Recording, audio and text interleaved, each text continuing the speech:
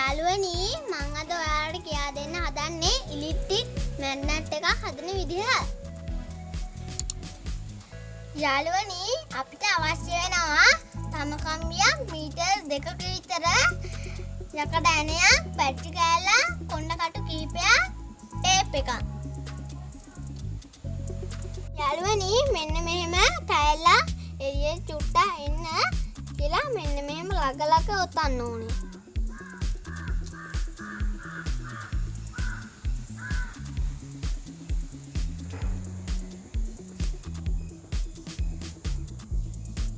යාළුවනි මෙන්න මේ විදිහට බැටරියට සම්බන්ධ කරන්න කෑලි දෙකක් තියෙන්න ඕනේ. යාළුවනි මෙන්න මෙහෙම ටේප් කෑල්ලක් කපාගෙන මේක ඔහොම සම්බන්ධ කරනවා. යාළුවනි අපේ මැග්නට් එක හදලා ඉවරයි. දැන් අපි බලමු මේ ක්‍රියා කරන විදිහ.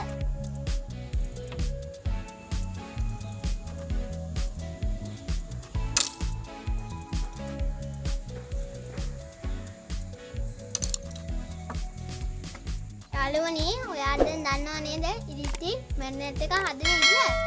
වීඩියෝ එක හොඳයි නම් ලයික් කරන්න, සබ්ස්ක්‍රයිබ් කරන්න. මම ගිහින් එන්නම්.